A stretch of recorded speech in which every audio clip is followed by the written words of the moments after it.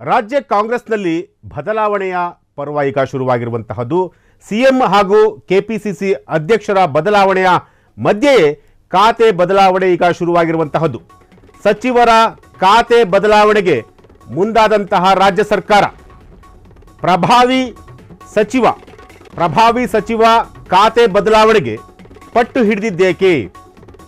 ಸಂಪುಟ ವಿಸ್ತರಣೆ ಮುನ್ನವೇ ಭುಗಿಲೆದ್ದ ಆಕ್ರೋಶ. ಬೇರೆ ಖಾತೆ ಮೇಲೆ ಕಣ್ಣಿಟ್ಟ ಪ್ರಭಾವಿ ಮಂತ್ರಿ ಖಾತೆ ಬದಲಾವಣೆಗೆ ಪಟ್ಟು ಹಿಡಿದಿದ್ದೇಕೆ ಆ ಮಂತ್ರಿ?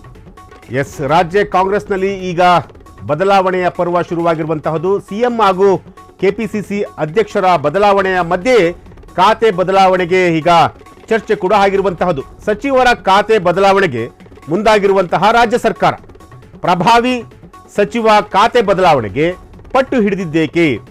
ಸಂಪುಟ ವಿಸ್ತರಣೆ ಮುನ್ನವೇ ಭುಗಿಲೆದ್ದಂತಹ ಒಂದು ಆಕ್ರೋಶ. ಬೇರೆ ಖಾತೆ ಮೇಲೆ ಕಣ್ಣಿಟ್ಟ ಪ್ರಭಾವಿ ಮಂತ್ರಿ ಖಾತೆ ಬದಲಾವಣೆಗೆ ಪಟ್ಟು ಹಿಡಿದಿದ್ದೇಕೆ ಆ ಮಂತ್ರಿ? ಸಿಎಂ ಬಳಿ ಹೋಗಿ ಚರ್ಚೆ ಮಾಡಿರುವಂತಹ ಪ್ರಭಾವಿ ಮಂತ್ರಿ ಖಾತೆ ಬದಲಿಸಿ ಬೇರೆ ಖಾತೆ ಕೊಡಿ ಹೀಗಂತ ಸಿಎಂ ಬಳಿ ಸಚಿವರೊಬ್ಬರು ಬೇಡಿಕೆಯನ್ನು ಇಟ್ಟಿರುವಂತಹದ್ದು. ಆ ಸಚಿವ ಬೇರೆ ಯಾರೂ ಅಲ್ಲ, ರಾಮಲಿಂಗಾರೆಡ್ಡಿ ಅವರು. ನನಗೆ ಸಾರಿಗೆ ಹಾಗೂ ಮುಜರಾಯಿ ಇಲಾಖೆ ಬೇಡ ಹೀಗಂತ ಸಚಿವ ರಾಮಲಿಂಗಾರೆಡ್ಡಿ ಅವರು ಸಿಎಂ ಬಳಿ ಹಳಲನ್ನು ತೋಡಿಕೊಂಡಿರುವಂತಹದ್ದು. ಸಿಎಂ ಸಿದ್ದರಾಮಯ್ಯ ಮುಂದೆ ಗೋಗೆರೆದಂತಹ ಸಾರಿಗೆ ಸಚಿವ ರಾಮಲಿಂಗಾರೆಡ್ಡಿ ಅವರ ನಡೆ ಕಾಂಗ್ರೆಸ್ ನಾಯಕರಿಗೆ ಅಚ್ಚರಿ ತಂದಿದೆಯಂತೆ. ಯಾವ ಕಾರಣಕ್ಕೆ ರಾಮಲಿಂಗಾರೆಡ್ಡಿ ಅವರು ಖಾತೆ ಬದಲಾವಣೆಗೆ ಪಟ್ಟು ಹಿಡಿದಿದ್ದಾರೆ? ಸಚಿವ ರಾಮಲಿಂಗಾರೆಡ್ಡಿ ಅವರು ಈಗ ಖಾತೆ ಬದಲಾವಣೆಗೆ ಮುಂದಾಗಿರುವಂತಹದ್ದು. ರಾಮಲಿಂಗಾರೆಡ್ಡಿ ಅವರು ಬೆಂಗಳೂರಿನ ಉಸ್ತುವಾರಿ ಸಚಿವರಾಗಿದ್ದಂಥವರು. ಜೊತೆಗೆ ಬೆಂಗಳೂರಿನಲ್ಲಿ ಈಗಾಗಲೇ ಒಂದಷ್ಟು ಹೈ ವೋಲ್ಟೇಜ್ ಮಂತ್ರಿ ಯಾರಾದರೂ ಇದ್ದಾರೆ ಅಂತಂತಂದರೆ ಅದು ರಾಮಲಿಂಗಾರೆಡ್ಡಿ ಅವರು. ಅಂದರೆ ರಾಮಲಿಂಗಾರೆಡ್ಡಿ ಅವರು ಹಿರಿಯರು ಜೊತೆಗೆ ಕಾಂಗ್ರೆಸ್ ಪಕ್ಷದಲ್ಲಿ ಸಾಕಷ್ಟು ಅನುಭವಿ ಇರುವಂತಹ ಒಬ್ಬ ರಾಜಕಾರಣಿ. ಈ ಹಿಂದೆ ಕೂಡ ಗೃಹ ಸಚಿವರಾಗಿದ್ದರು, ಜೊತೆಗೆ ಸಾರಿಗೆ ಸಚಿವರಾಗಿದ್ದರು. ಈ ಸಿದ್ದರಾಮಯ್ಯ ಅವರ ಸರ್ಕಾರದಲ್ಲೂ ಕೂಡ ಸಾರಿಗೆ ಸಚಿವರಾಗಿ ಈಗ ಕೆಲಸ ಮಾಡ್ತಿರುವಂತಹದ್ದು. ಹಾಗಾಗಿ ರಾಮಲಿಂಗಾರೆಡ್ಡಿ ಅವರು ಈಗ ಸಚಿವರ ಅಂದರೆ ಸಿಎಂ ಬಳಿ ಹೋಗಿ ತಮ್ಮ ಖಾತೆಯನ್ನು ಬದಲಾವಣೆ ಮಾಡಿಕೊಡಿ ಹೀಗಂತ ಸಿದ್ದರಾಮಯ್ಯ ಅವರ ಬಳಿ ಕೇಳಿಕೊಂಡಿರುವಂಥದ್ದು. ಇವರು ಕೇಳಿಕೊಂಡ ರೀತಿ ಇದೆಯಲ್ಲ, ಇದು ಎಲ್ರಿಗೂ ಕೂಡ ಶಾಕ್ ಆಗಿರುವಂಥದ್ದು. ಯಾಕೆಂತಂದರೆ ರಾಮಲಿಂಗಾರೆಡ್ಡಿ ಅವರು ಮೊದಲ ಬಾರಿಗೆ ಯಾವುದೇ ಒಂದು ಹುದ್ದೆಯನ್ನು ಕೇಳಿ ಪಡಿತಿರುವಂಥದ್ದು. ಯಾಕೆಂತಂದರೆ ಇಲ್ಲಿವರೆಗೂ ಕೂಡ ಅವರು ಕೇಳದಂತೆ ಇರುವಂತಹ ಸಂದರ್ಭದಲ್ಲೂ ಕೂಡ ರಾಜ್ಯ ಹೈಕಮಾಂಡ್ ಆಗಿರ್ಬೋದು, ಅಂದರೆ ಕಾಂಗ್ರೆಸ್ ಹೈಕಮಾಂಡ್ ಆಗಿರ್ಬೋದು ಅಥವಾ ರಾಜ್ಯ ನಾಯಕರುಗಳಾಗಿರ್ಬೋದು, ಅವರೆಲ್ಲರೂ ಕೂಡ ರಾಮಲಿಂಗಾರೆಡ್ಡಿ ಅವರ ಶ್ರಮವನ್ನು ಗುರುತಿಸಿ ರಾಮಲಿಂಗಾರೆಡ್ಡಿ ಅವರ ವರ್ಚಸ್ಸನ್ನು ಗುರುತಿಸಿ ಅವರಿಗೆ ಅವ್ರದೇ ಆದಂತಹ ಒಂದು ಪೋಸ್ಟನ್ನು ಕೊಡ್ತಾ ಇದ್ರು. ಎಸ್, ಸಾರಿಗೆ ಇಲಾಖೆ 5,200 ಕೋಟಿ ನಷ್ಟ ಆಗಿದೆ ಅಂತೇಳಿ ರಾಮಲಿಂಗಾರೆಡ್ಡಿ ಅವರು ಹೇಳಿರುವಂಥದ್ದು. 5 ವರ್ಷಗಳಿಂದ ಸಾರಿಗೆ ಇಲಾಖೆ ಕಂಪ್ಲೀಟ್ ನಷ್ಟದಲ್ಲಿದೆ. ತೈಲ ಬೆಲೆ, ಸಿಬ್ಬಂದಿ ವೇತನ, ಬಿಡಿ ಭಾಗಗಳ ಬೆಲೆ ಕೂಡ ಹೆಚ್ಚಳ ಆಗಿದೆ.